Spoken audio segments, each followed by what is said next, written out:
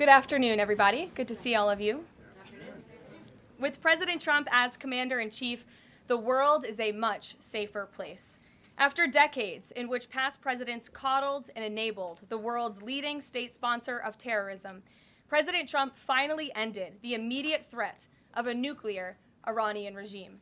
Following President Trump's command, the most powerful military in the history of the world executed massive precision strikes on 3 of the Iranian regime's key nuclear facilities. The objective of Operation Midnight Hammer was to destroy the regime's nuclear enrichment capacity and stop the grave nuclear threat posed to the United States, Israel, and the rest of the free world. The mission, which will go down in the history books, was an overwhelming success. Secretary of Defense Pete Hegseth and the chairman of the Joint Chiefs of Staff Dan Raisin Kane covered the operation in great detail at their briefing this morning at the Pentagon, and I encourage every American to watch it. As President Trump has said repeatedly, the United States of America has the greatest, fiercest, and bravest armed forces ever to stride the face of this earth, and we couldn't be more grateful and proud of our nation's warriors. The Iranian regime was weeks away from being able to produce a nuclear weapon that would threaten the entire world before President Trump took this decisive action on Saturday night to obliterate their nuclear capabilities. The contrast in leadership could not be more clear. Barack Obama and Joe Biden sent pallets of cash, American taxpayer dollars, in a failed attempt to buy the Iranian regime's compliance with a weak and ineffective deal. President Trump sent a fleet of American warplanes to destroy Iran's ability to produce a nuclear weapon. The United States and the entire world are safer because of this president's decisiveness. Despite agenda-driven leaks by the fake news media aimed at undermining this incredible accomplishment achieved by President Trump and our brave fighter pilots, there is broad consensus emerging already that Iran's nuclear capabilities were indeed destroyed. The United States, Israel, the United Nations, and even Iran all agree they can no longer build a nuclear weapon. So why did the president immediately turn to obliterating after the Iranian nuclear threat? Securing peace. Within 48 hours of the devastating strike, President Trump and his team brokered a historic ceasefire between Israel and Iran and officially ended the 12-day war. The Middle East is now shifting away from chaos and bloodshed and moving toward the beginning stages of a new era of peace and stability that President Trump has long called on them to achieve. This was unthinkable at this time last week, and this is what peace through strength looks like. Under President Trump, America will relentlessly advance our interests without being dragged into endless wars. His fearless leadership guarantees America is once again respected across the world. Just look at what he was able to accomplish at the NATO summit in the Netherlands. Many of you were there. Our allies agreed to invest 5% of their GDP annually in defense because President Trump demanded it. This will be the most significant reinforcement of NATO's collective defense in the history of the NATO alliance. And as a result, the United States of America will carry less of the burden, and our NATO allies will be stronger than ever before. As NATO Secretary General Rutte put it, for too long, one ally, the United States, and our taxpayers, I may add, carried too much of the burden of that commitment. And that changes today. President Trump made this change possible. We will produce trillions more for our common defense to make us stronger and fairer by equalizing spending between America and our allies. This is the Trump effect. This is what the president meant when he declared that America is back. Now, back here at home, Americans are paying much cheaper prices for gasoline this summer, as both the Wall Street Journal and the New York Times pointed out today. Here's how the Wall Street Journal put it. Hitting the road this summer won't bring as much of a big hit to your wallet. The national average for a gallon of regular gasoline is about 23 cents cheaper than this time last year. Analysts say plentiful supply is expected to keep prices down in the coming months. These are the cheapest gas prices at this point of the summer since 2021. And despite all the doom casting from liberal pundits, oil prices on Tuesday were lower than before the Israel-Iran conflict began. As President Trump continues to unleash American energy, our country will have even more efficient, reliable, and affordable energy to protect our national security and fuel our people. Later this afternoon here at the White House, the president will host a One Big Beautiful event in the East Room to rally Republicans to get the One Big Beautiful bill across the finish line. At that event, he will be joined by everyday Americans from across the country who will massively benefit from the common sense policies and provisions within this bill. This is the largest tax cut for working and middle-class Americans in history, and it's going to put more money into the pockets of hardworking Americans. Families will see an average increase in take-home pay of more than $10,000 per year. Americans earning between $30,000 and $80,000 per year will see a 15% tax cut. Overtime and tipped workers will save thousands of dollars annually. And our amazing seniors will receive historic financial relief by reducing the tax burden on their Social Security benefits. Simply put, this bill is going to unlock the golden age of America. And we look forward to continuing to work with the Senate and the House to see this bill on the president's desk for signature by Independence Day. Here in our new media seat today, we have Colin Anderson with the Washington Free Beacon, who will kick off our question and answer. Colin, go ahead. Thank you, Karoline. We reported yesterday on a briefing from the Israeli defense minister in which she said the U.S. and Israel are working together to monitor any attempts from Iran to rebuild their nuclear program, and also that if Iran was to do so, the U.S. and Israel would work together to once again destroy that nuclear program. Is that aligned with the president's thinking? Look, the president, as I said in those opening remarks, Colin, and thanks for being with us today, views the Middle East on its way to peace and prosperity. And the president used strength on Saturday night. The whole world saw that the United States is indeed the most lethal fighting force in the world with those precision strikes on Saturday evening.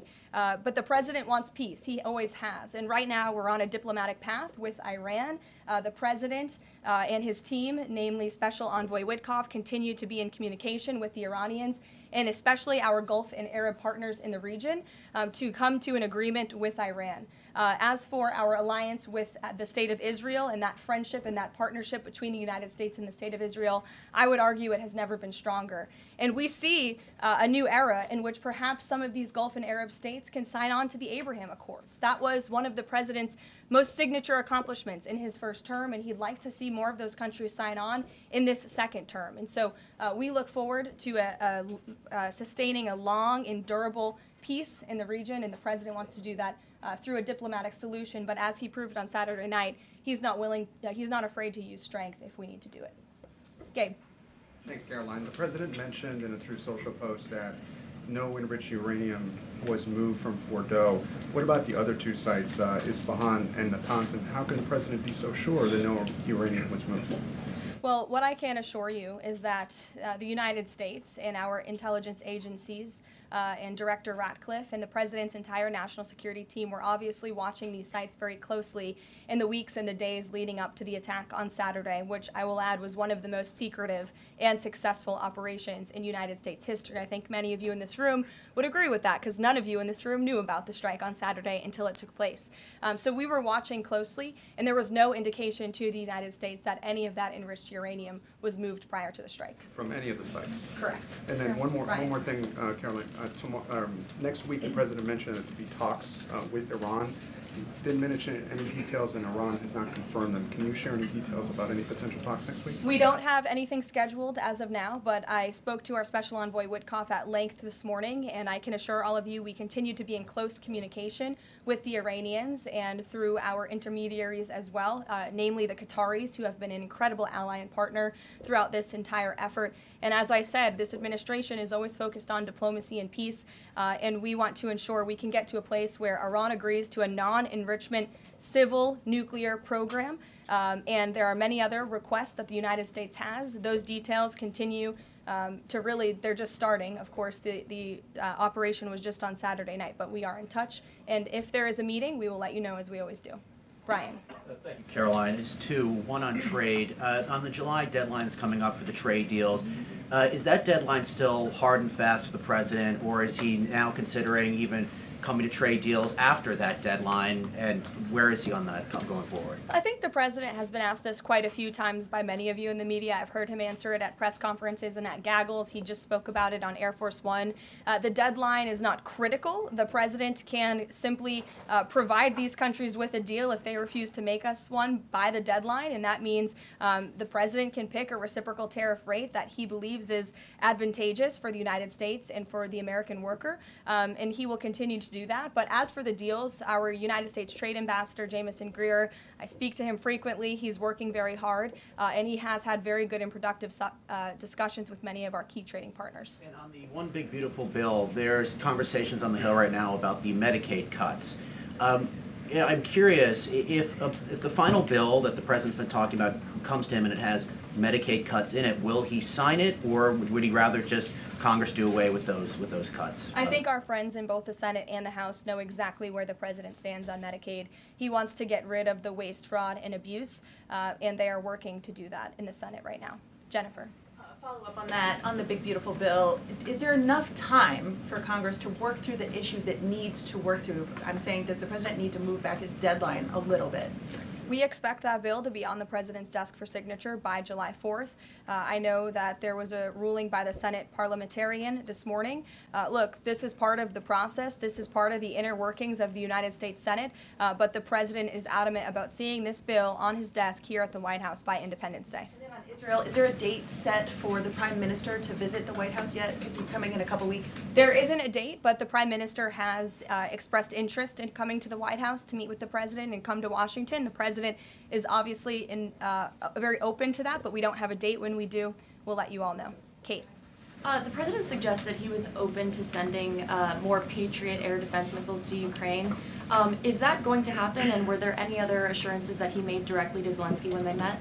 I'll let the president speak on that. That was a private conversation between he and President Zelensky, but the meeting was a good meeting, and it was a meeting towards progress, and the president, as he said, repeatedly wants to see this war come to an end, but I'll let him speak on that specific And point. Witkoff yesterday suggested that there would be more countries signing on to the Abraham Accords. What's the timeline on that, and which countries specifically is the administration looking to have sign on? Well, the president is certainly hopeful that more countries in the region will sign on to the Abraham Accords. Again, we want to see a long, withstanding, endurable peace in the Middle East, and that's the way to do it. And when the president met with the new president of Syria, that was one of the requests that he made for Syria to sign on to the Abraham Accords. I don't have a timeline for you, but this administration wants to see that happen, and our partners in the region should know that. Rachel. Thanks so much. Just to follow back up on the meeting that the president mentioned about wanting to have this meeting with the Iranians next week. Clearly there's a willingness here from the administration to want to meet with Iranian officials.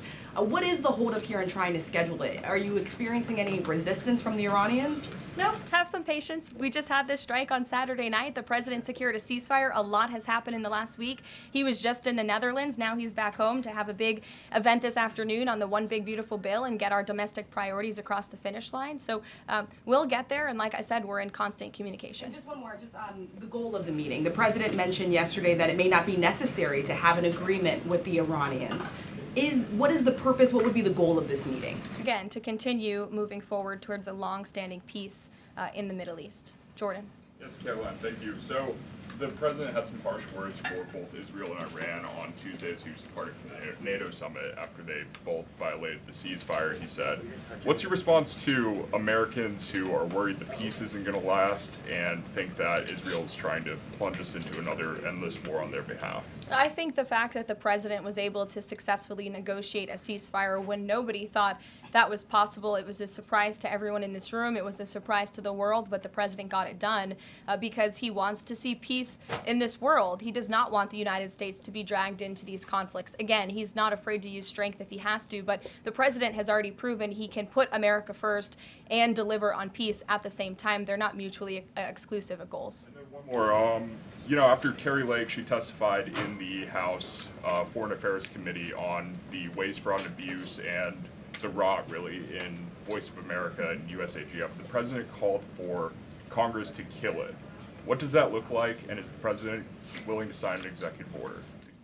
Well, I believe that that action would have to be legislative through Congress, and the president directed Congress to get that done in his Truth Social post yesterday. If there is any executive action that can be taken to cut some of the waste, fraud, and abuse or do away with the program entirely, I'm sure our great Deputy Chief of Staff, Stephen Miller, is already looking into it. And if it can be done, it will be done here at the White House. But Congress should act as well. To the back. Go ahead. Yes. Okay, Caroline, thank you. The administration has To said the back, that- and then Carrie, I'll come to you. Yeah, the administration has said that the DIA report was low confidence intel. Can you share what other assessments are currently underway to get to the bottom of just how effective these strikes were? Yes. Well, I can assure you what the CIA director said, that when we look at the entirety of the intelligence that we have to this date, it concludes that these strikes on the Iranian nuclear facilities were absolutely successful. It was a total obliteration, as the president said, and not only does our own intelligence say that, but also the Iranian foreign minister has said that. We saw Israel conclude the same thing based on their own intelligence. We also had the United Nations say that as well. So I think the only other time the United Nations, Israel, Iran, and the United States has agreed on something is that the sky is blue, but they all agree that Iran's nuclear facilities were completely demolished. And I would just like to reemphasize, you mentioned this was a low confidence preliminary intelligence assessment, and the entirety of that assessment was not leaked to the media. Only tidbits of that assessment were leaked to CNN. And we have seen this playbook run before, where you have people in the intelligence community, or perhaps on Capitol Hill, we don't know, but I believe the FBI is investigating to find out who that leaker was, because it's illegal and they should be held accountable for that, leaked bits and pieces of an intel assessment to push a false narrative. And it's to the same reporter, I will add, Natasha Bertrand of CNN, who has done this in the past. In 2020, it was Natasha Bertrand who had 51 intelligence analysts falsely lie to her, but she still put it on paper for some reason, that the Hunter Biden laptop story was Russian disinformation.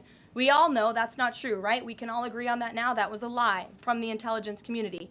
Also in 2020, this same reporter, Natasha Bertrand, wrote that a top intel agency ruled out the man-made lab leak theory of the coronavirus origins. Again, the president was right about that.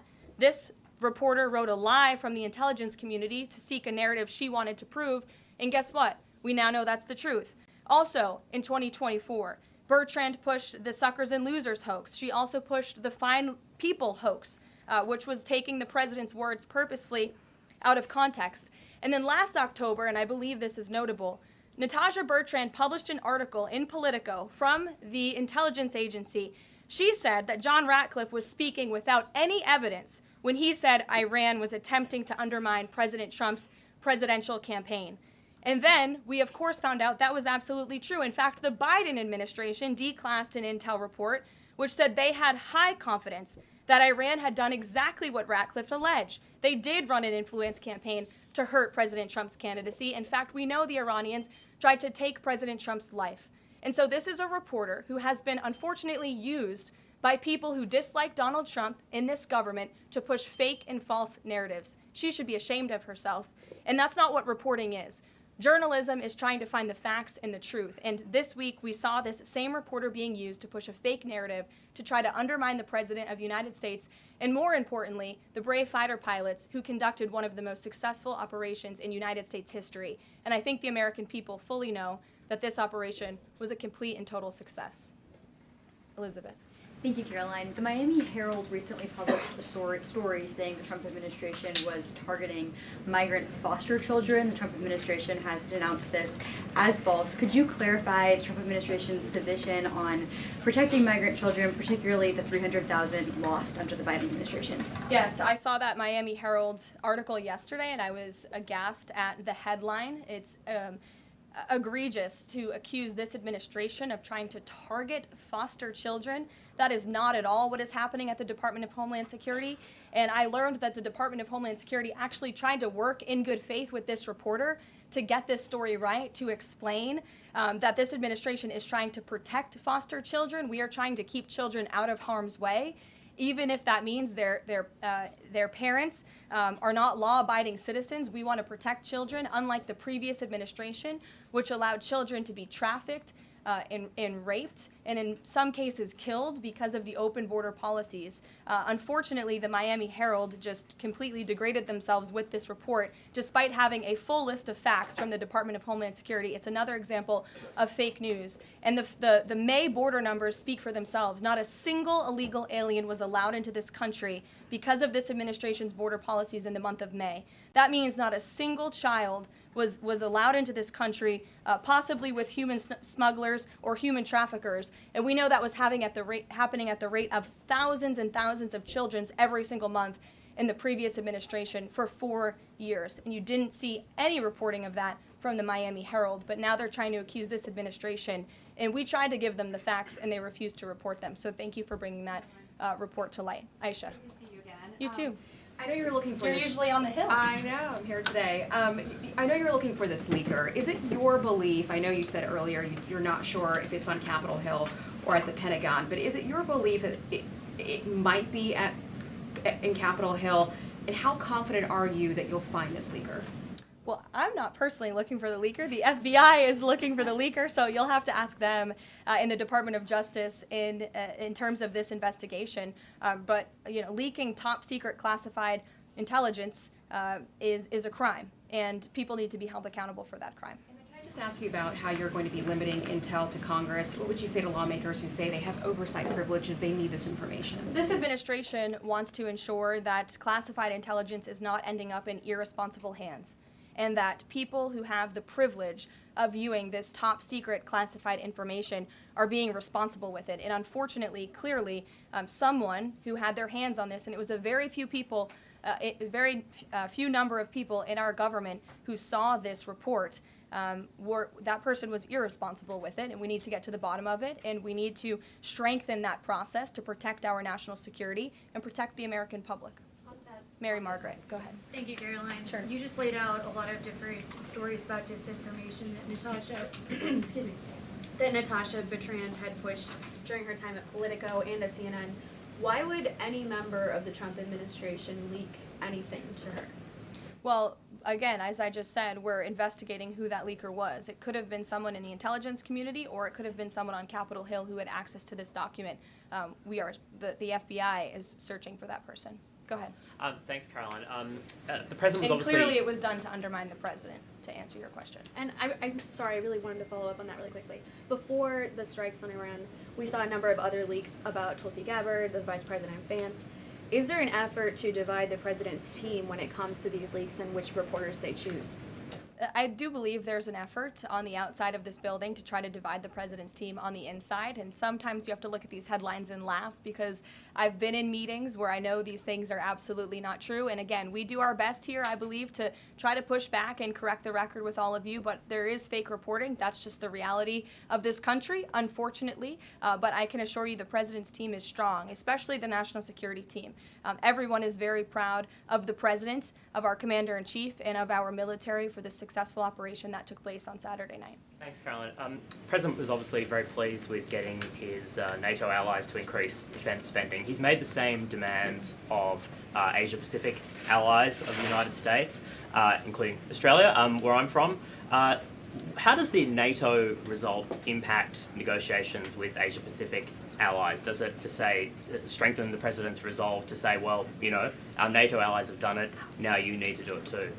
Yeah, I mean, look, if our allies in Europe and our NATO allies can do it, I think our allies and our friends in the Asia-Pacific region can do it as well. But as for our specific relations in those discussions, I'll let the president speak on those. And can I just ask as well, when he had to leave the G7 early, he missed out on a number of bilateral meetings that were scheduled with other world leaders, including the Prime Minister of Australia. Obviously, President Zelensky, he's managed to meet since then, but are there plans afoot to make up for those meetings with the world leaders that he missed out on? Yeah, I think many of those world leaders understood the situation happening in the Middle East and the urgency and the need for the president to get back to Washington to monitor that situation. And obviously that was the right call, considering the success of not only the operation on Saturday night, but also the ceasefire that the president has since brokered on behalf of not just our country, but the entire world, frankly.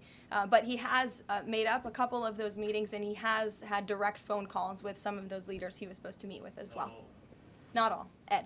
Yeah, thanks, Caroline. So to clarify on trade, so what happens to the countries other than China on July 9th?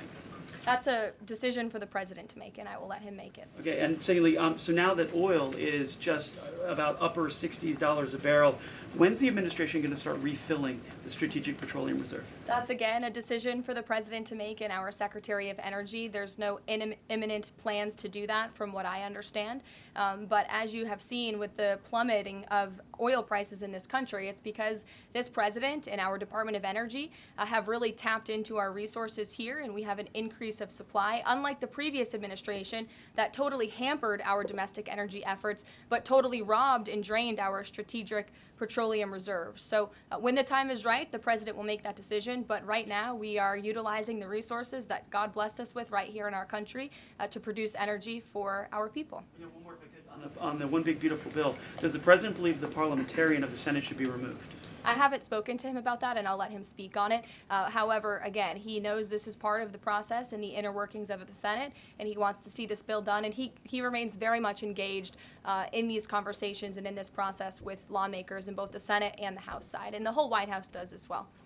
In the back, yes, Libby. Thank you, Caroline. Earlier today, the president stated that these photos out of Fordo that were showing nuclear materials being removed, suspected of showing that, were just concrete workers. What intelligence is that based upon? Look, the president shared that statement with all of you, and I already answered the question about whether uranium was moved prior to the strike, and the answer is no. Is there a chance that the DIA report becomes public at any point? I don't think this administration is going to get into the habit of sharing classified, top-secret information. Those classifications exist for a reason, and I wish everyone who had the privilege of looking at these documents would respect that. Daniel? Thank you, Caroline. You've been emphatic that the president's expectations for the One Big Beautiful Bill to hit that July 4th deadline. You had a big meeting on Capitol Hill yesterday with the Republican Study Committee. Did you walk away from that meeting pleased with what you heard? Did it bolster your confidence that Congress is able to meet that the expectation of the president? Yes, I did. The camaraderie at the Republican Study Committee was great. Members, expressed, their feelings about the bill, but as we saw, the bill passed through the House despite many people believing it could not. So the House is ready to receive this bill back from the Senate so they can pass it and bring it to the president's desk. So it was a great meeting, and Republicans are very unified. And we also talked about the mayoral race in New York City and how the victory of the Democratic primary candidate really shows how far left and unhinged the Democrat Party has become. And Republicans truly are on the right side of every issue in this country. We are on the side of no men in women's sports, on the side of low taxes, secure borders. So that was the topic of discussion. And the unity was strong and the camaraderie was high. And I know everyone looks forward to being here at the White House for the bill signing next week. Sure. Thanks, Caroline. The Supreme Court ruled this morning that South Carolina is allowed to deem Planned Parenthood as not a qualified healthcare provider, and that will block it from receiving Medicaid funds. Does the White House have a statement on that ruling, and would the president support a standalone bill from Congress to defund Planned Parenthood at a federal level rather than letting each state determine it?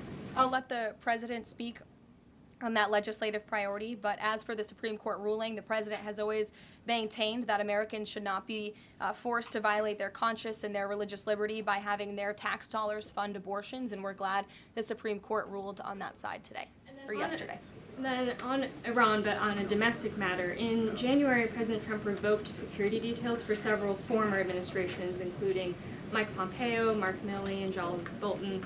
Given the heightened tensions with Iran right now, is he considering restoring those security details? That's not under consideration right now. Fran. If I could follow up on trade, and then I have a question about the bill as well. Are you saying at this point that there's no plans to extend that July 8th and July 9th deadline? I mean, especially with everything that's been going on from Iran to the tax bill on Capitol Hill, is that under consideration at all at this point? Perhaps it could be extended, but that's a decision for the president to make. And as far as the bill itself goes, since the president has been back, What has he been doing beyond the event that he's having later today to try and get wobbly senators on board? Is he making phone calls, twisting arms? Is he having some people over to the White House? Can you tell us more about that effort? There have been meetings at the White House this week. I saw some senators rolling out of the Oval Office the other day, and the president remains on the phones talking to his friends in the Senate when necessary, and when they call, he picks up the phone. And I think that's why they greatly trust and respect his leadership. And we're having that big event later this afternoon at 4 o'clock. I would encourage you all to tune in. We're going to have some great everyday Americans who are in attendance. We'll have some tipped delivery drivers. I think we're going to have a barber from the great state of Arkansas here in attendance.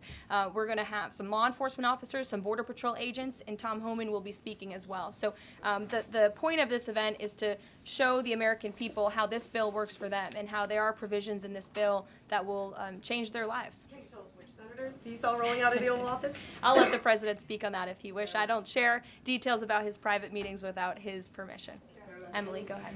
Today, the Justice Department announced it was opening an investigation into employment discrimination at the University of California, alleging they had race and sex-based quotas.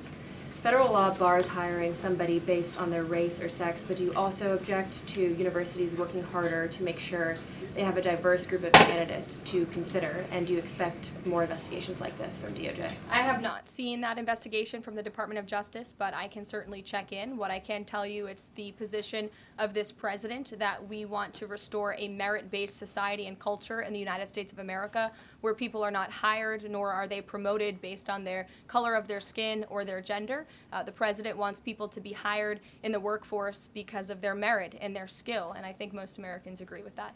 I'll take one more. Carrie, because I promised you earlier. So the Ayatollah Khomeini came out and said that Iran will, quote, never surrender to the U.S. That being said, what remains to do with the possible responses from Iranian proxies in the region and even in the U.S.?